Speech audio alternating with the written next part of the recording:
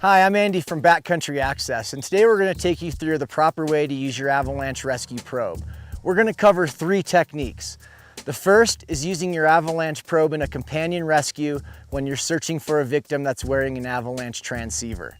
The second technique we're going to show you is using your avalanche probe in a companion rescue when the victim is not wearing an avalanche transceiver. This will mainly be made up of spot probing and probing likely areas where the victim could be hung up.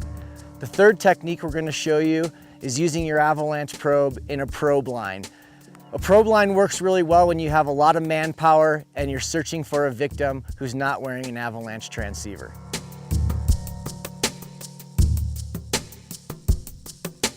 In a companion rescue where the victim is wearing an avalanche transceiver, you're going to begin probing where you received the lowest distance reading on your transceiver.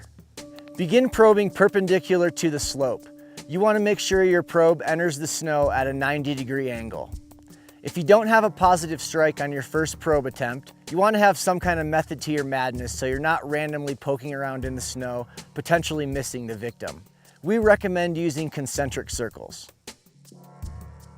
Using the concentric circle method, move your probe out about 25 centimeters or 10 inches from your first probe attempt and continue to probe around your first attempt hole until you have a positive strike or have gone full circle.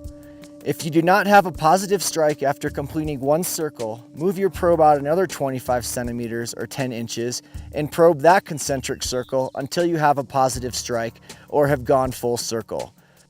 If you have completed 3 full concentric circles with no positive strike, you may want to consider using your transceiver again to conduct a more accurate find search. Once you have a positive strike, leave your probe in the snow and get ready to start shoveling downhill of your strike.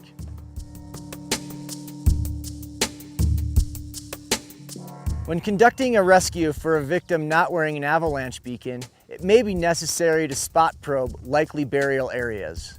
When spot probing, probe up to 6 feet deep along the fall line of the last seen point, around the victim's equipment on the snow surface, above and below rocks and trees, and deposition areas such as depressions and the toe of the avalanche.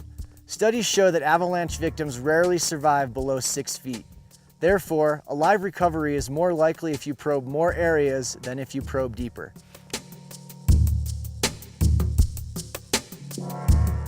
Organized probe lines are mainly used by search and rescue groups outside of the victim's party and rarely result in live recoveries. Searchers line up wrist to wrist, arms outstretched across the slope. Searchers make 3 holes in a line, 20 inches or 50 centimeters apart, then move forward 1 step and repeat.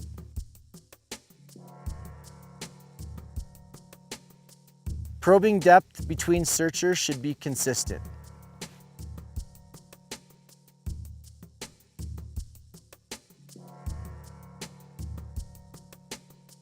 Now that we've covered how to use your avalanche probe in a companion rescue, when spot probing, and in an organized probe line, it's important to get out there and practice. So next time you're out practicing with your avalanche transceiver and with your shovel, get your probe out too.